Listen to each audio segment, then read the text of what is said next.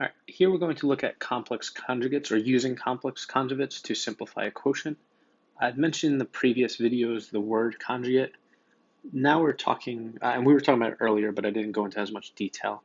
We're talking about complex conjugates. And over here, this is kind of the work behind the scenes of what's going on. They're showing you using only variables. And then here we have an actual example, with numbers that we can be a little bit more familiar with and a little more comfortable with.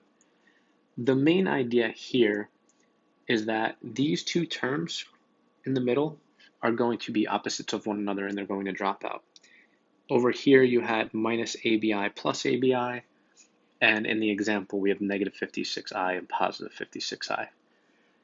The idea behind complex conjugates is that you use them to eliminate the imaginary part. All right, and you'll see at the end, the last step here and here, there's no I value anymore. All right, we've managed to eliminate that. And that becomes really useful when you are writing quotients or writing a fraction with complex numbers.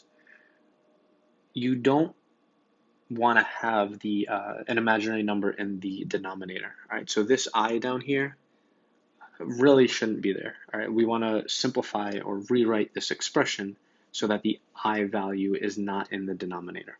All right. And to do that, we're going to use complex conjugates. So you take your original problem, and let's say I had the number 5, right? If I multiply by 1, I still get 5, right? If I have 1/2 and I multiply by 2 over 2, 2 over 2 is the same as 1. So this becomes 2 over 4, which is still 1/2. Right? The idea is if we're multiplying by 1, you're not changing the value. Okay, you might change the appearance at some point, but we're not changing the value. And that's what we're going to do in these problems. We're going to multiply by 1, but in a sneaky form. All right. You're going to multiply by 2 plus I over 2 plus I. And the reason I'm using 2 plus I is that it is the conjugate of my denominator here. All right, I had 2 minus I. So if I want to get rid of that I, I'm going to use a complex conjugate and use 2 plus I. Right, so always use the conjugate of the denominator. Now I can multiply numerator times numerator, denominator times denominator. So we're going to distribute that 10.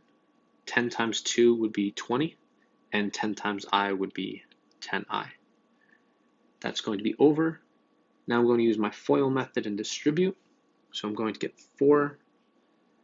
What would we have here? Positive 2I, minus 2I, and then minus I squared. And now it's just a matter of simplifying expressions and combining any like terms. There's nothing we can do right now with the numerator, so we're going to leave it as 20 plus 10I. Mixing up my words here. The denominator is going to be 4, 2I minus 2I. Those are going to cancel each other out. Negative I squared, so we have negative 1. So we get 20 plus 10I over 4 plus 1.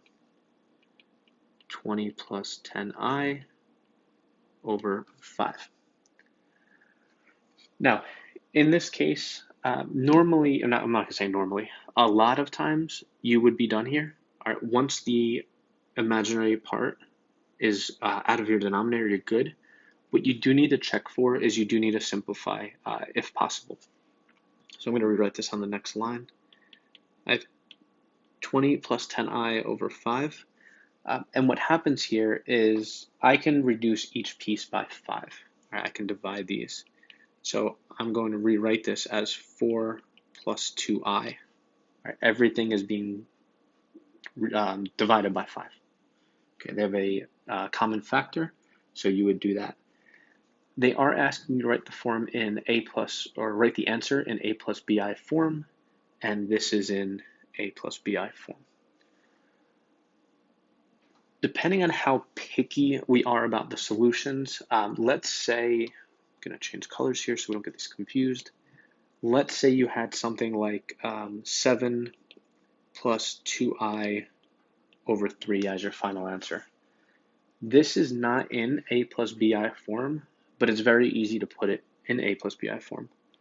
All you need to do is write each piece over the denominator. All right, so I'm just splitting it up into 7 over 3 plus 2i over 3.